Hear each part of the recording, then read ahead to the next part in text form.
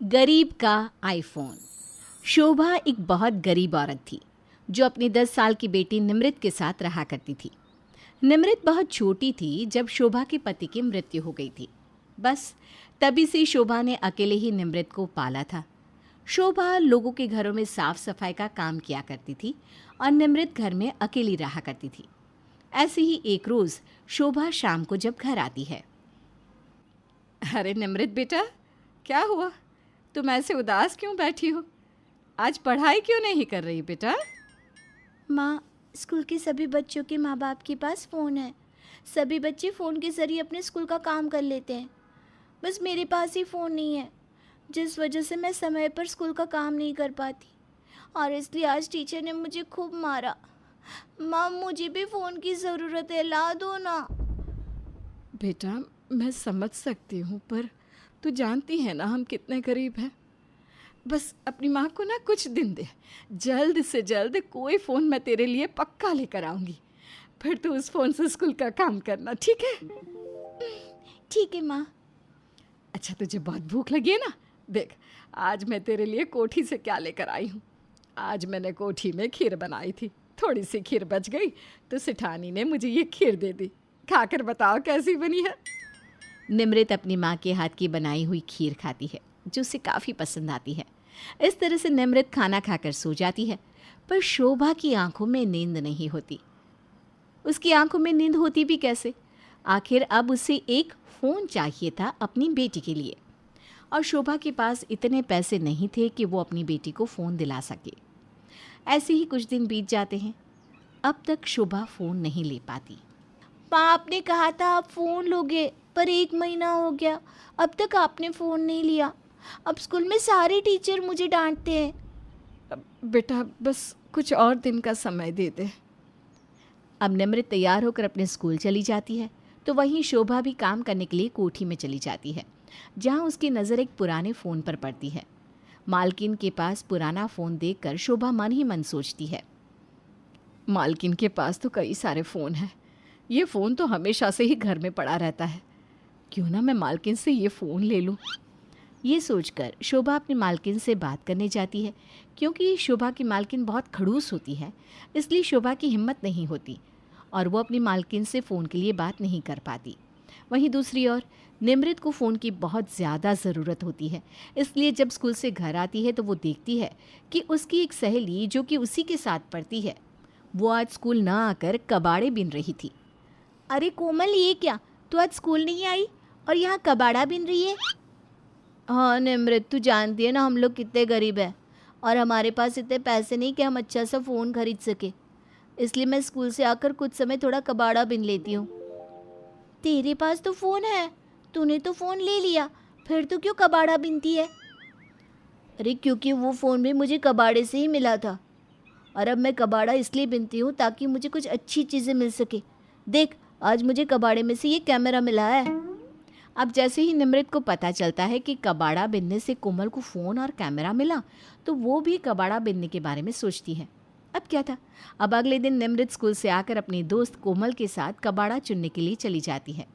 इसी तरह एक हफ्ता बीत जाता है और आखिरकार एक दिन निमृत को एक आईफोन मिलता है जो कि बिल्कुल नया था। उस फ़ोन को देखकर निमृत बहुत खुश होती है, और शाम को जब शोभा घर आती है तो निमृत शोभा को आईफोन दिखाती है। माँ, ये देखो मुझे क्या मिला। ऐसा भी क्या मिल गया मेरी बेटी को जो आज इतना खुश है? माँ, ये देखो मुझे आईफोन मिला, कितना अच्छा है और चलता भी है। माँ, मैंने इस पर सब कुछ चला कर देखा। ये फ़ोन बिल्कुल वैसा ही है जैसा मेरी दोस्त निहारिका के पास है। अब शोभा निमृत के हाथ से फ़ोन लेकर देखने लगती है, और इतना अच्छा फ़ोन देखकर शोभा बहुत हैरान होती है। वो अपनी बेटी से कहती है, निमृत बेटा, ये तो सच में बहुत अच्छा और महंगा फ़ोन है। ये तो वो क्या कहते हैं, एप्पल का फ़ोन लगता है। ठीक ऐसा ही फ़ोन ना सिठानी के पास भी है। निमृत बेटा, तुझे ये इतना महंगा वाला फ़ोन कहाँ से मिला? वो माँ, स्कूल से आने के बाद मैं अपनी दोस्त कोमल के साथ कूड़ा बिनने जाती हूँ। उसे भी कूड़े में से एक फ़ोन और कैमरा मिला था। जब मुझे ये बात पता चली तो मैंने भी फ़ोन के लालच में कूड़ा बिनना शुरू कर दिया, पर आपको बताया नहीं। अगर आपको बताती तो आप नाराज़ होती, और मैं आपको परेशान नहीं करना चाहती थी, क्योंकि मैं जानती हूँ कि आपके पास इतने पैसे नहीं है कि आप मुझे फ़ोन दिला सको। निमृत की ये बात सुनकर शोभा को बहुत बुरा लगता है। उसे अपनी गरीबी पर बहुत अफसोस होता है कि वो अपनी बेटी को एक फ़ोन तक नहीं दिला सकती। वो कुछ नहीं कहती और निमृत को समझाते हुए उससे कहती है, निमृत बेटा, अभी तेरी माँ जिंदा है, तुझे कूड़ा बिनने की कोई ज़रूरत नहीं है।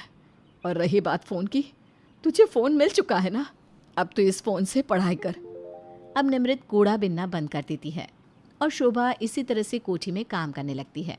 ऐसे ही कुछ महीने बीत जाते हैं और एक दिन निमृत का फ़ोन खराब हो जाता है।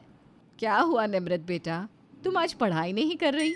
माँ, मैं स्कूल का काम कैसे करूँ? मेरा फ़ोन तो ख़राब हो चुका है। बस इतनी सी बात? फ़ोन ख़राब ही तो हुआ है ना। चल, हम फ़ोन की दुकान पर जाते हैं और रिपेयर करवा लेते हैं।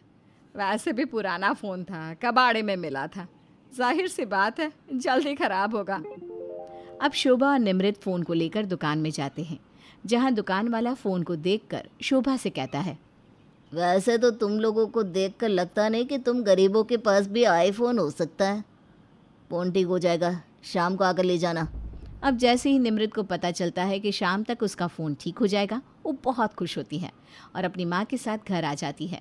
पर खुशी के मारे निमृत और शोभा दुकान वाले से ये पूछना ही भूल जाते हैं कि फ़ोन कितने में ठीक होगा। अब निमृत से बर्दाश्त नहीं होता और जैसे ही शाम होती है निमृत अपनी माँ के साथ दुकान जाती है। भाई साहब, हमारा फ़ोन ठीक हो गया, जो हमने आपको सुबह ठीक करने के लिए दिया था। हाँ, ठीक हो गया। आप लोग काउंटर पर जाकर पैसे जमा करवा दो और मुझसे अपना फ़ोन ले जाओ। कितने पैसे देने हैं? 3000 रुपये। क्या 3000? पर इतने पैसे तो हमारे पास नहीं हैं और ना ही आपने हमें बताया। देखिए बहन, अगर मैंने आपको नहीं बताया तो आपका फ़र्ज़ बनता था मुझसे पूछना। और आप जो फ़ोन ठीक करवाने आई हैं ना, वो आईफोन है और आईफोन ऐसे ही ठीक नहीं हो जाते, समझी? जब तक आप पैसे नहीं देंगी आपको अपना फ़ोन नहीं मिलेगा। अब शोभा और निमृत बहुत परेशान हो जाते हैं। उन्हें कुछ समझ में नहीं आता कि वो दुकानदार को 3000 देकर कैसे फ़ोन ले। तभी वहाँ पर शोभा की मालकिन आ जाती है। अरे शोभा, तुम इस दुकान के बाहर क्या हुआ? बड़ी परेशान नज़र आ रही हो।